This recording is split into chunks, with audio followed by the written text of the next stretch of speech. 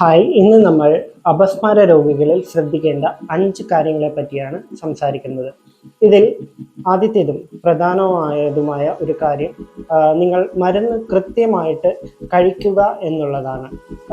പൊതുവെ ഇതിന് ചിലപ്പോൾ നമ്മൾ അലാം കൃത്യമായി വെച്ച് തന്നെ കഴിക്കേണ്ടി വരും. കാരണം നമ്മളെല്ലാവരും മാനുഷികമായും മറന്നു പോകാം മരുന്ന് കഴിക്കാൻ. അപ്പോൾ ഇത് വിട്ടുപോകാതെ കഴിക്കാൻ നിങ്ങൾ കൃത്യമായി അലാം വെച്ച് മരുന്ന് കഴിക്കണം.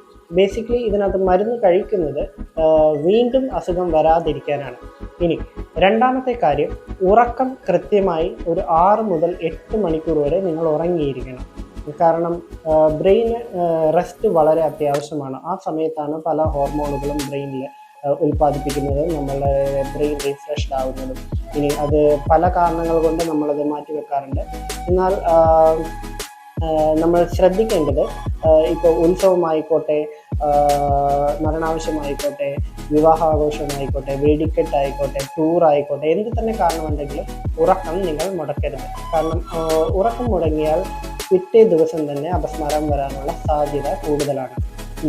മൂന്നാമത്, അപസ്മാരമുള്ള രോഗികൾ ഒരിക്കലും സ്വിമ്മിങ് ചെയ്യരുത്. കാരണം നീന്തുമ്പോൾ അപസ്മാരമുണ്ടായാൽ അത് അവരുടെ ജീവിതത്തെ തന്നെ അപകടത്തിലാക്കാം. എന്നാൽ ഒരു ഗൈഡിൻ്റെ സഹായത്തോടെ നീന്തൽ പഠിച്ചിരിക്കുന്നത് നല്ലതായിരിക്കും, അതിൽ തെറ്റില്ല.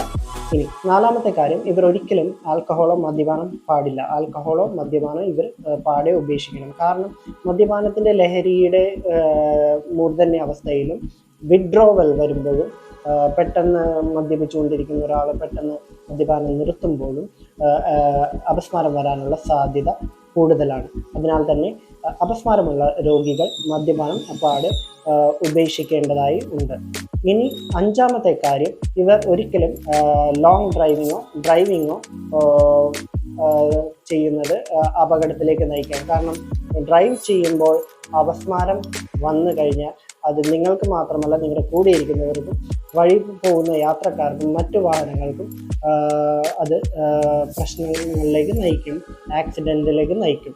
അതിനാൽ തന്നെ ഡ്രൈവിംഗ് നിങ്ങൾ ഒഴിവാക്കുന്നതാണ് നല്ലത്. എന്നാൽ ചെറിയ ഡിസ്റ്റൻസിലുള്ള ഡ്രൈവിംഗ് ഒക്കെ സ്ഥിരമായി മരുന്ന് കഴിക്കുകയും നന്നായി ഉറങ്ങുകയും ചെയ്യുന്ന ആൾക്കാർക്ക് ചെറിയ ഡിസ്റ്റൻസിലുള്ള ഡ്രൈവിംഗ് ഒക്കെ ചെയ്യുന്നതിൽ തെറ്റില്ല. എന്നാൽ ലോങ് ഡ്രൈവിംഗ് ചെയ്യാതിരിക്കുന്നതായിരിക്കും ഉത്തമം. അപ്പോൾ ഈ വിവരം നിങ്ങൾക്ക് ഉപയോഗപ്രദമായി എന്ന് ഞാൻ വിശ്വസിക്കുന്നു. നന്ദി, നമസ്കാരം.